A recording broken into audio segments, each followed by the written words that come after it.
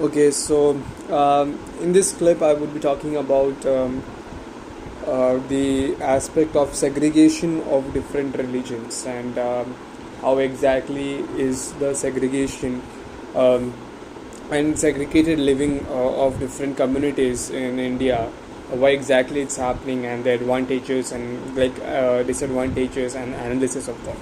So I don't know if you have observed or not, if it happens in your locality or not, but in my locality where I used to grow, in my city where I was growing up, I saw that Muslims used to live in a particular colony and in a particular section of a street, which was identified with Muslims being living there. So there was a particular there was a name of this section of a street, which everyone knew was inhabited mostly by Muslims. This seems to be the case across North Indian cities, in many North Indian cities, and the usual exception could be where cities in general are populated by Muslims. So one needs to ask the question that why exactly is that so, and what are the benefits of living in such a manner, and why are people living in such a manner? So there are a couple of benefits in living in that manner. First of all is vote bank politics. So we all know that the panchayati elections also happen in the city, and believe it or not, the panchayat as well as the mayor, the municipal elections which happen in the city are also quite relevant in determining the kind of government that is ruling in the particular city, and how things happen in that city. So when you are living separately, when you are living in different sections, in different areas of city, when you are spread throughout the city, and when you know that you are a minority, your religious vote actually doesn't count anything, right? Your religious vote doesn't count anything, because people don't need your vote. People don't want to ascribe to your religious status of your vote, or like whatever, being a minority, whatever you want to ask. It may be good, it may be bad. Mostly in many cases perhaps it could be bad, because you are voting in the name of religion. But anyway, there are other cases where you genuinely need to feel for secularism, and you need to have a minority cause and minority voice. So when you are living in a separate manner, the growth of the cities, the your voice is actually not required, and you're not represented and not required to be represented, and you don't account for a vote bank in that particular area, in that particular city.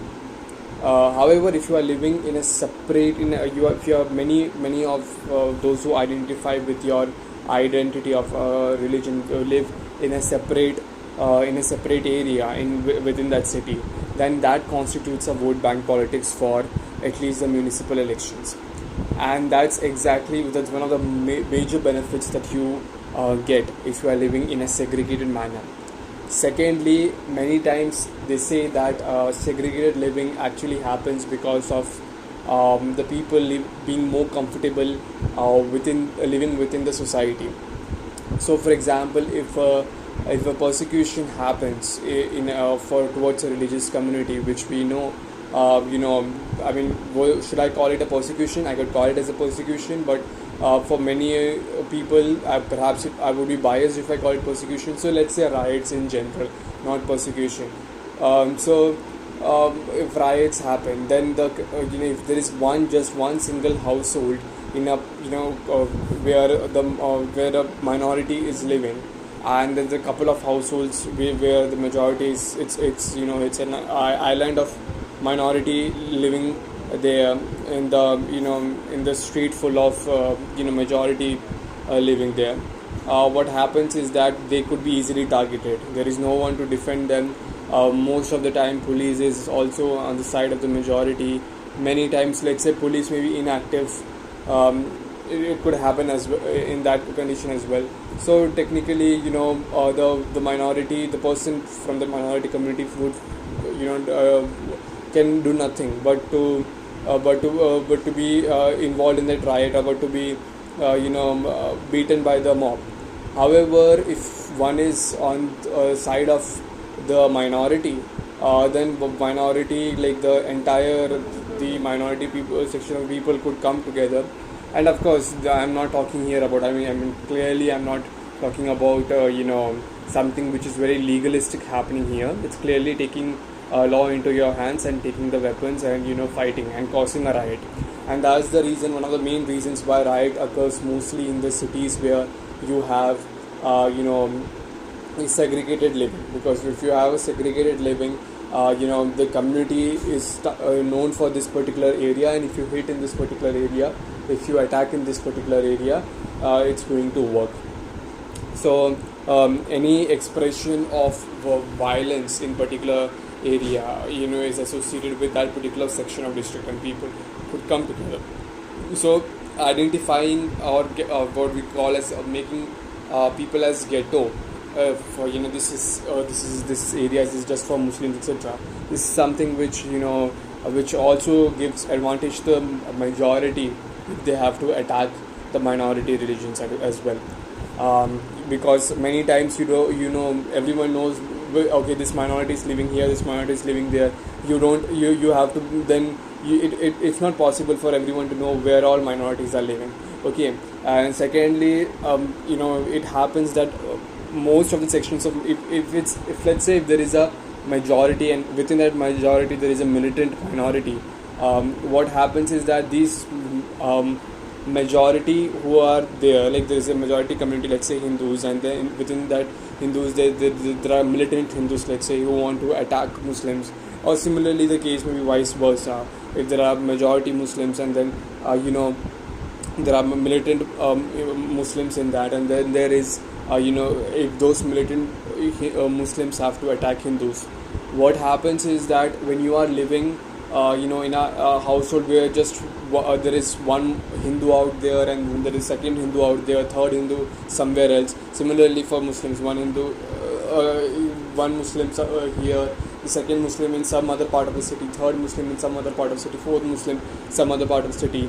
You cannot basically identify Muslims there until and unless you go to the police. The militant Hindus or militant Muslims go to the police, and they would see, or let's say, or the government department, and see where they are living, the official records, right?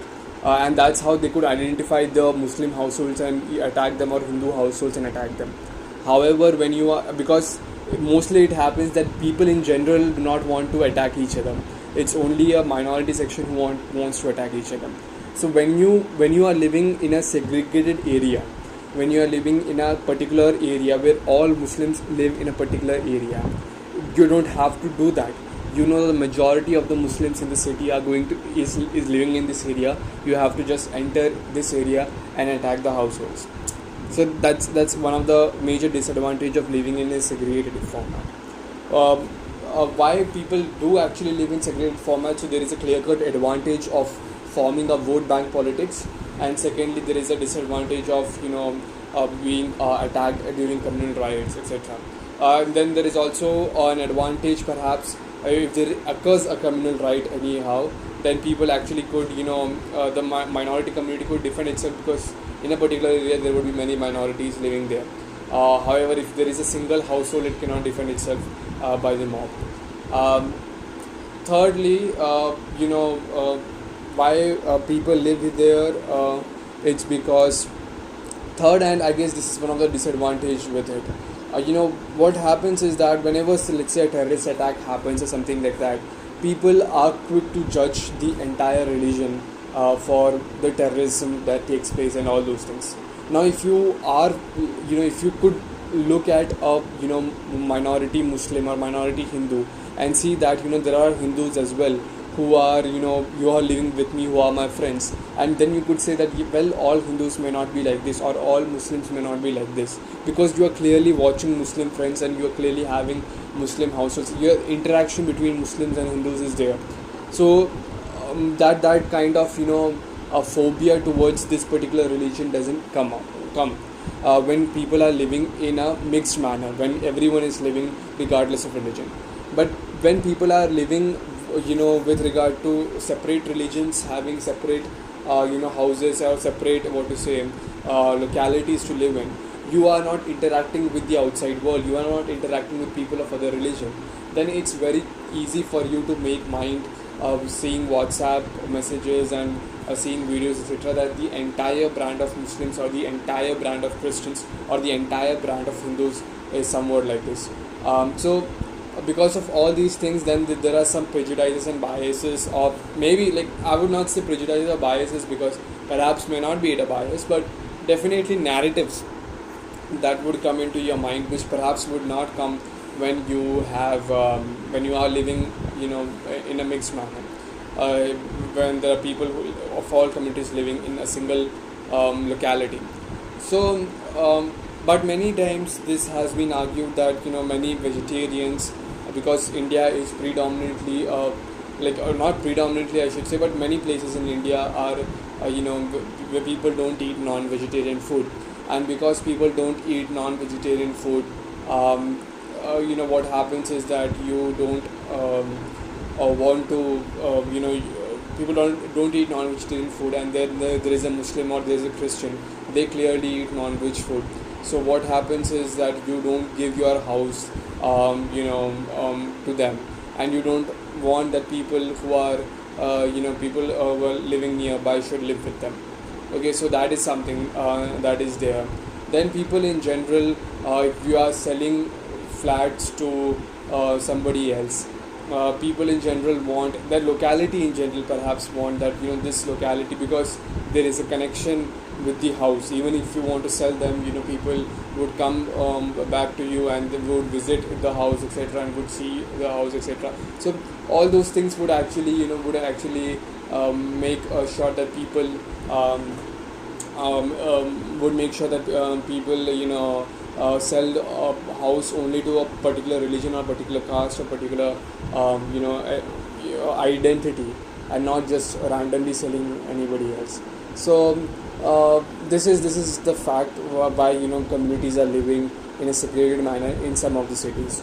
It is usually seen in almost all the cities, some sort of segregation. In some cities it's seen as norm.